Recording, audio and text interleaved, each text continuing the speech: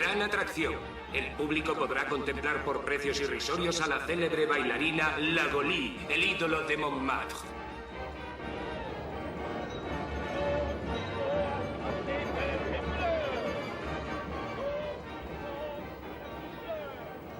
Querido amigo, mi barraca estará en el trono. Estoy según se entra a la izquierda. Tengo un sitio muy bueno y me alegraría mucho que me pintaras algo, si tienes tiempo. Tú dirás dónde tengo que comprar los lienzos. Te los daré el mismo día. Lagoli.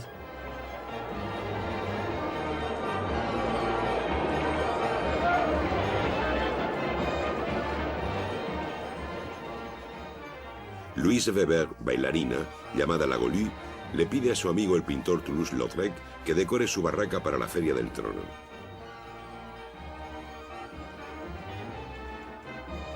Dos paneles cuadrados. Son las composiciones más grandes que pintó Lautrec, de unos 3 metros por 3. El primer panel se titula Lagoli bailando en el Moulin Rouge. El segundo panel, Lagoli en Almé.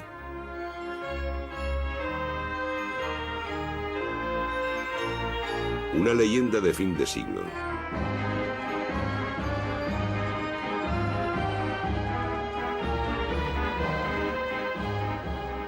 Decoración para la barraca de Lagoli, 1895.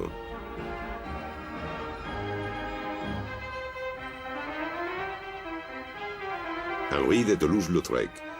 Albi, 1864, Malromé, 1901.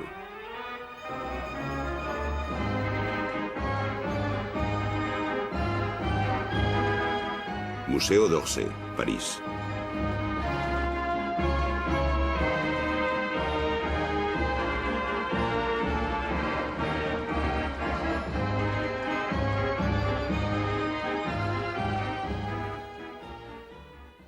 Cuando Lautrec a los 20 años se instaló en el estudio de Montmartre, optó por un modo de vida marginal. En la Belle Époque, Montmartre era una especie de zona franca entre los barrios burgueses y los barrios bajos. Todas las clases se mezclaban allí. La gente de alta sociedad acudía para encanallarse sin riesgos. Los proletarios, a su vez, a fuerza de originalidad y seducción, podían convertirse en personalidades de París.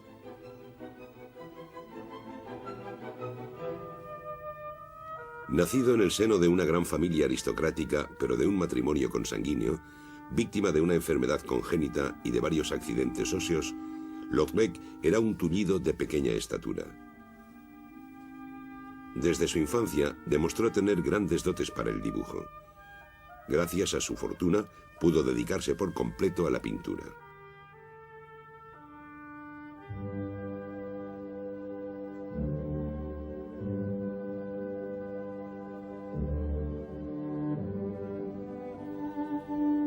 Se relacionó con otros pintores, como Degas y Van Gogh. En todas partes se ponía a dibujar. Dio una historia a personajes que por lo general no la tienen, no dejan huella. La ternura del pintor transfigura los temas más humildes.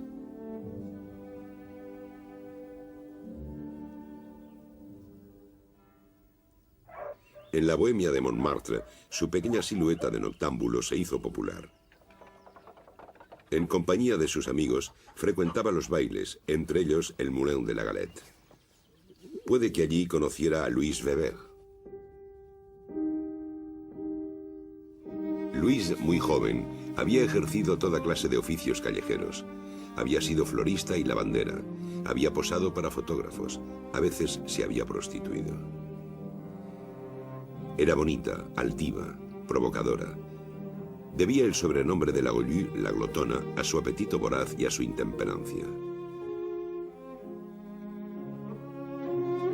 Empezó a bailar en las salas de fiestas de barrio, como la Boule Noire, la Reine Blanche o el Moulin de la Galette. En estos locales, abiertos de sábado a lunes, se juntaba el público variopinto de Montmartre. A veces, algunos buenos bailarines salían a la pista a improvisar, y eran una de las atracciones de estos bailes. Fue así como, durante el Segundo Imperio, nació el caïd, danza excéntrica con una música y un ritmo constante. El caí, arte de levantar la pierna, según un cronista, se convirtió en el cancan, arte de levantar la falda, un baile aún más erótico con figuras llenas de alusiones verdes.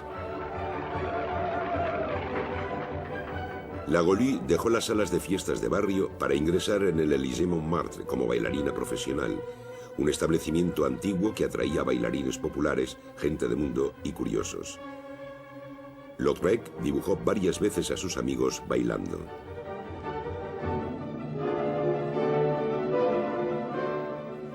«1889, el año de la Exposición Universal y de la Torre Eiffel. En el antiguo solar de la Rue Blanche abrió el Moulin Rouge. Fue el principio de la decadencia del Élysée-Montmartre. Había un molino escarlata con aspas luminosas y una fachada resplandeciente. También había un jardín con escenario, casetas de feria, humoristas, acróbatas, chansonniers y un elefante gigante, resto de la Exposición Universal. Sobre todo, había una gran sala de baile, rodeada de un pasillo e iluminada por filas de bombas eléctricas, una innovación que atraía al público. Los sábados, domingos y lunes muy tarde, el cancan abría el baile. Todo París se daba cita allí. Varios meses después de la inauguración, la Gaulie fue contratada en el Moulin Rouge. Se dio a conocer con la contradanza naturalista, un cancan que bailaba con la Saturelle, Nini Paté en l'air, la Montfromage y Rille de Goût, o también con bailarines masculinos como Guy Bollard o Valentin Le Desausset. Este baile convirtió a la Gaulie en la reina del París nocturno. El primer panel de Lautrec representa un momento de este baile. La Gaulie, que se reconoce por su moño pelirrojo, se inclina hacia adelante, levanta sus enaguas y enseña lo que tiene debajo. Valentin Le Desausset, el descoyuntado, con un clac se contonea a su lado.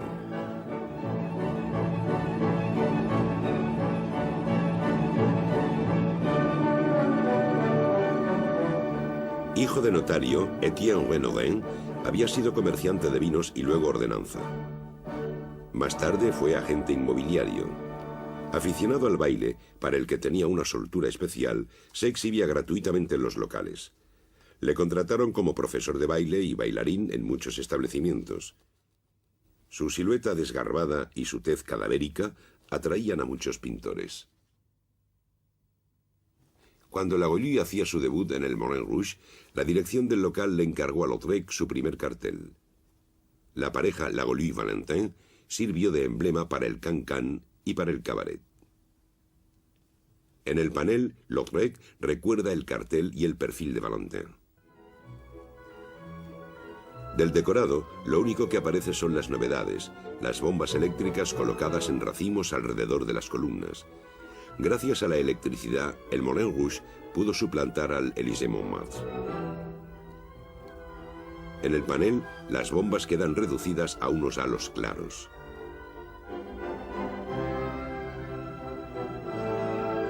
En el cartel también eran los únicos signos conservados por Lautrec. Otro elemento ambiental, la tarima de la orquesta. El personaje que la dirige es Louis Dufour, el director del Élysée-Montmartre, famoso por su compás enérgico. Alrededor de la pista de baile, Lautrec ha reunido a otros personajes familiares.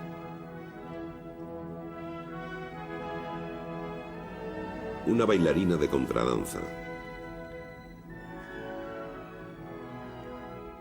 Se ha quedado atrás mientras sus compañeras ejecutaban su figura.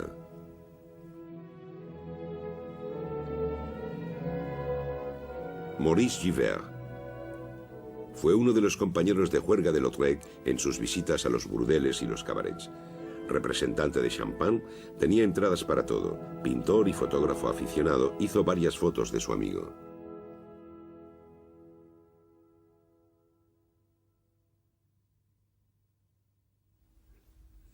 Jeanne Avril lleva un sombrero de plumas.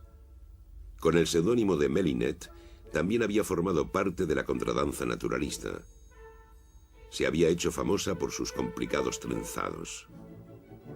Lautrec la pintó muchas veces y le dio muchos cuadros que ella vendió o regaló años más tarde. Sin duda fue la única de las bailarinas y modelos de Montmartre que supo apreciar el talento del pintor. Al pie de la tarima, un cliente desconocido y muy elegante. Por último, junto a la pista, a la izquierda, cortado por el borde del panel, un personaje observa la escena.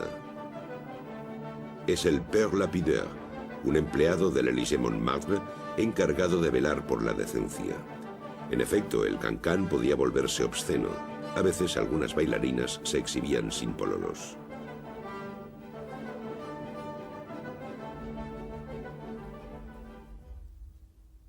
Lautrec ya había pintado a la Golu junto con el director de orquesta Dufour y el Père Lapideur en el Élysée Montmartre.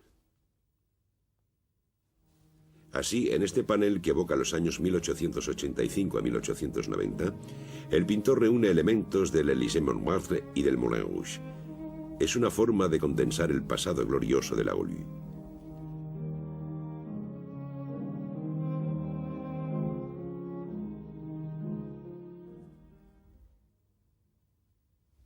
En el segundo panel evoca el presente inmediato, mucho menos glorioso, el del año 1895. La Golu ya no tenía tanto éxito. Su apetito feroz había acabado con su línea. Había dejado el Moulin Rouge. Había decidido abrir una barraca en la Feria del Trono para presentar la danza del vientre. Esta clase de danza se había puesto de moda a raíz de la Exposición Universal de 1889. Varios pabellones habían presentado bailarinas o almeas que se contoneaban al son de músicas orientales.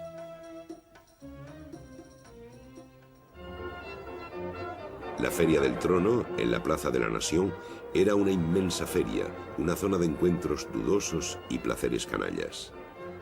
La petición de su vieja amiga la Golu debió de agradar al pintor. En ese momento, Lautrec estaba un poco desvinculado de Montmartre. Frecuentaba sobre todo las casas de citas.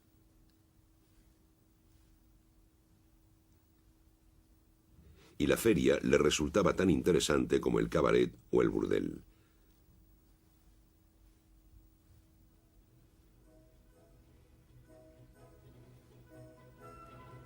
Así pues, el segundo panel muestra lo que el espectador iba a ver dentro de la barraca de la Golu. La bailarina sigue levantando la pierna y haciendo volar sus enaguas. Está acompañada por músicos orientales. Entre el público, Lautrec ha vuelto a reunir a unos cuantos personajes familiares. En el piano, Trinchant, el pianista de un famoso cabaret de Montmartre, Le Chat Noir, al que luego Aristide Bruant, el chansonnier anarquista, llamó Mirliton. El que está en primer plano podría ser Paul Sescaut, un fotógrafo amigo de Lautrec, para el que había dibujado un cartel publicitario. Sescaut, como Maurice Guibert, hizo con su gran amigo una cantidad de fotografías serias y paródicas.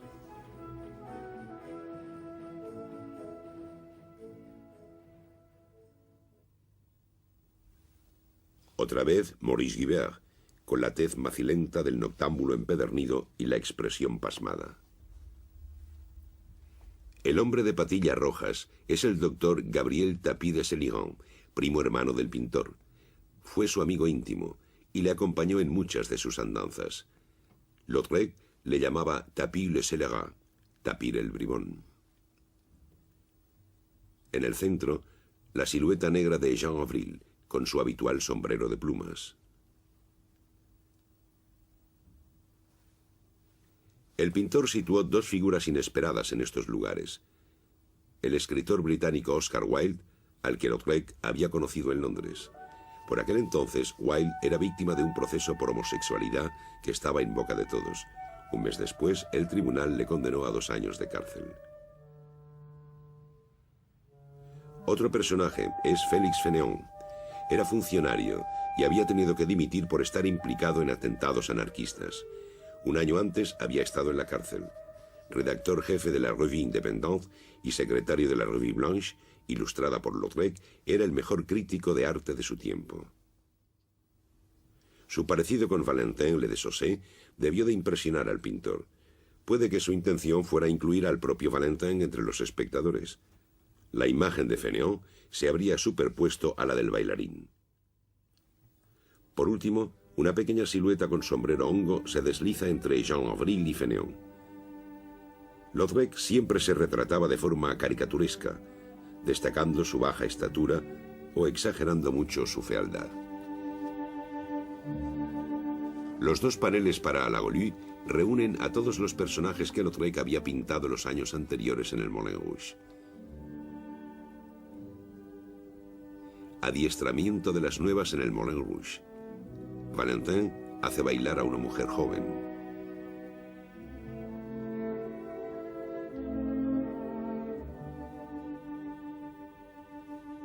Maurice Guibert y Paul Sescaut están entre el público. La Goulue entrando en el Moulin Rouge. La bailarina avanza entre la Montfromage y otra bailarina, seguramente Nini Pateller. En el Moulin Rouge, la Goulue deambula por el local. En el Moulin Rouge se ve un grupo de clientes desde la barandilla del pasillo. En torno a la mesa están Paul Sescaut, Maurice Guibert y tal vez Jean Avril. La Goulue se arregla el peinado ante un espejo. Al fondo, el propio Lautrec atraviesa la sala con su primo Céligon.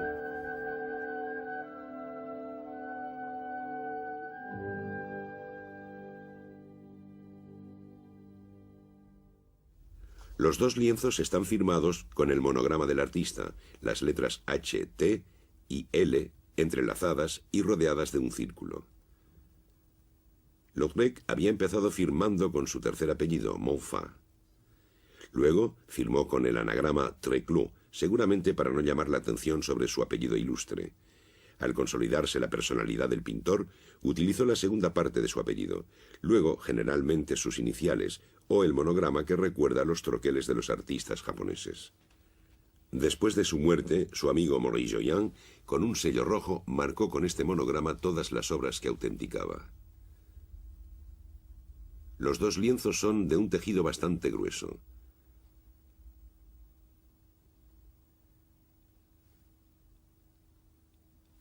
Las siluetas están dibujadas a pincel con trazos negros.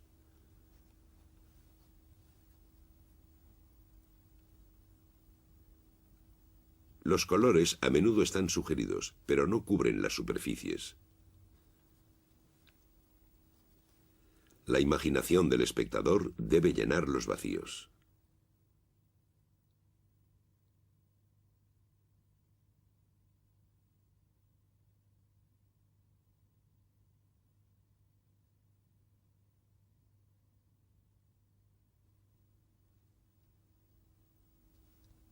Las caras, varios trazos y simples pinceladas de color se reducen a ciertos elementos caricaturescos: rizo de Paul Sescaut, semblante macilento y ojo negruzco de Guibert, bigote y barba pelirrojos, mejillas rojas de su primo Céligon, nariz roja y mejillas azules del pianista, tez pálida y perilla rubia de Fénéon, perfil de pájaro y mejillas descoloridas de Valentin.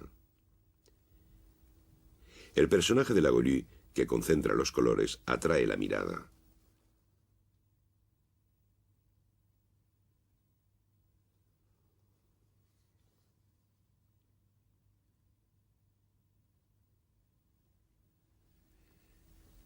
La silueta está esbozada con varias pinceladas largas.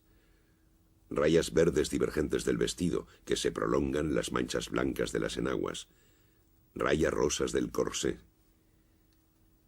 Solo la parte inferior de la cara y los brazos están tratados con empastes de color crema y el cabello con un empaste ocre. Para la sombra que rodea sus ojos, Lautrec utiliza de nuevo el rosa de las rayas, con un poco de ocre rojo y el color del lienzo. Para la sombra del cuello, utiliza el verde del vestido.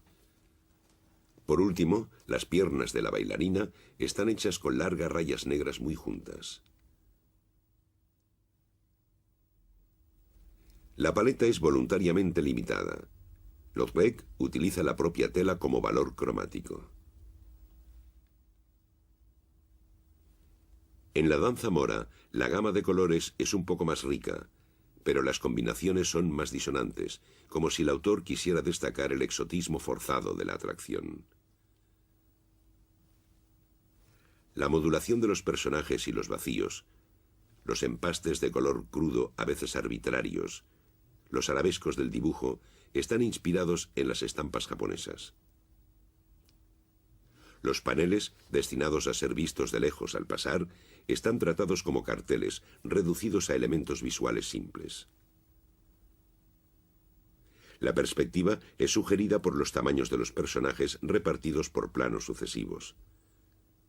La primera escena se describe como si la viera un espectador situado al borde de la pista de baile. La segunda escena, construida de un modo similar, se describe como si la viera un espectador de pie en la segunda fila del público. El movimiento de la Goulue está captado en suspenso. Un espejo profundiza el espacio de la escena.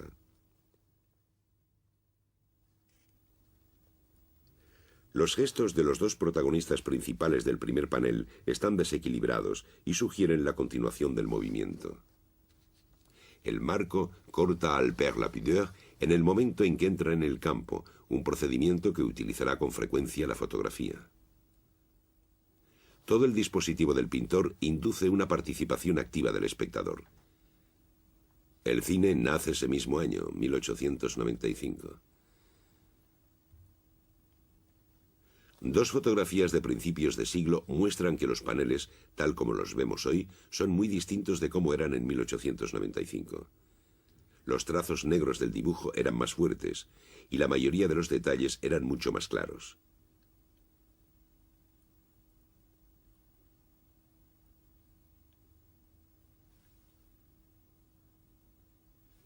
Los dos candelabros encima del piano.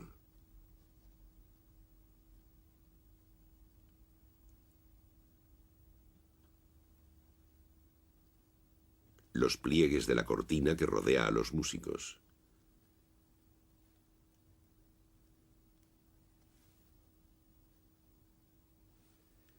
La antigua fotografía también revela que Fénéon tenía un pitillo en la boca y que Lautrec había mezclado las volutas grises del humo con volutas rosas, quizá vapores de incienso. Hoy el pitillo apenas se distingue.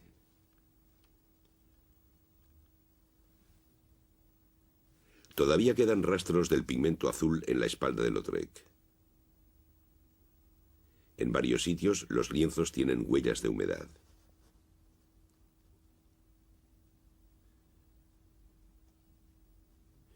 Los dos paneles estuvieron expuestos al sol y a la lluvia. Sufrieron varias manipulaciones de montaje y desmontaje. Después fueron enrollados y guardados. El pigmento de esencia, fino, friable, se ha deteriorado mucho. Pero eso no es todo. Al principio cada lienzo estaba entero, pero hoy numerosas huellas de cortes revelan otras aventuras.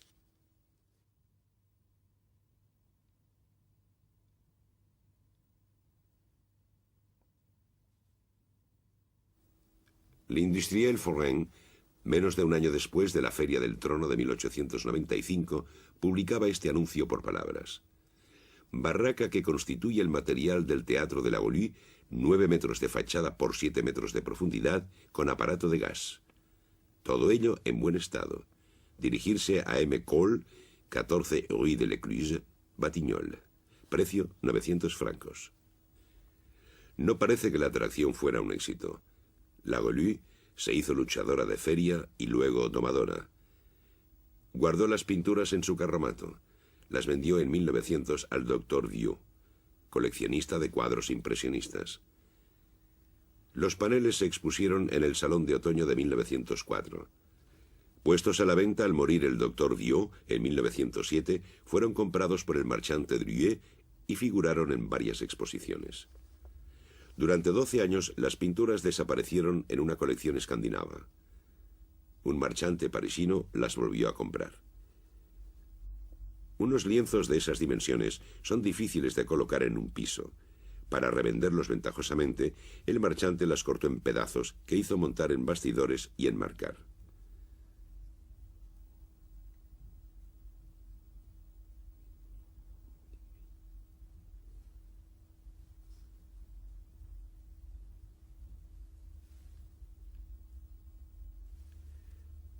En un artículo de L'Amour de l'Art, el crítico Georges Duhy denunció el hecho, pero fue en vano.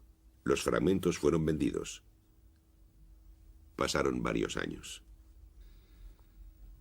Lagolu murió en enero de 1929. Los periódicos, al recordar su pasado, recordaron el asunto de los cuadros recortados. Entonces, el comprador de la mayoría de los fragmentos propuso que se vendieran al Estado. Faltaban los recortes y varias de las partes principales.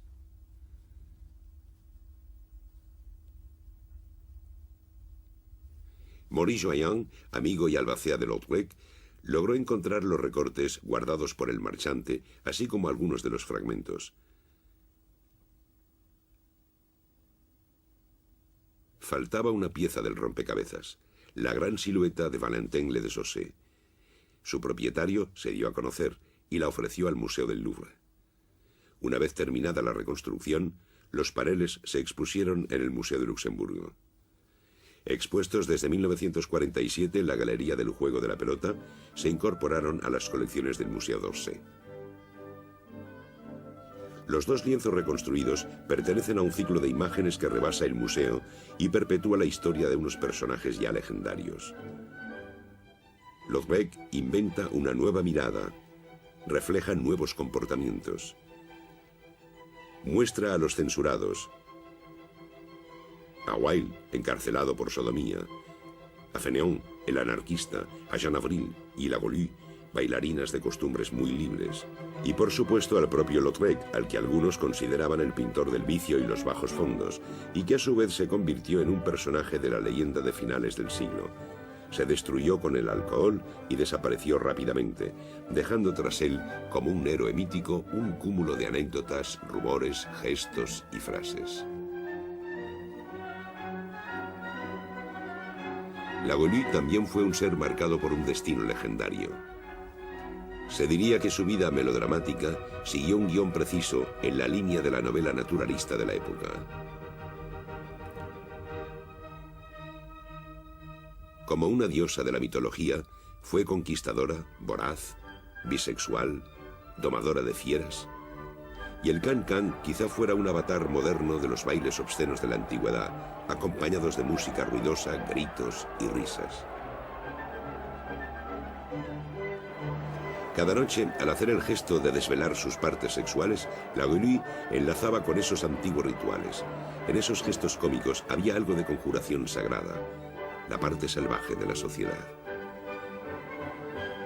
Enseñar la ropa interior es como enseñar las interioridades de esa edad de oro llamada Belle Époque: corrupción, prostitución, alcoholismo, violencias sociales que culminarían en el inmenso desastre de la Segunda Guerra Mundial. A veces, un reportero entrevista a una vieja gloria. En 1925, el cine encontró a Lagolu, vagabunda obesa, en un terreno baldío de París.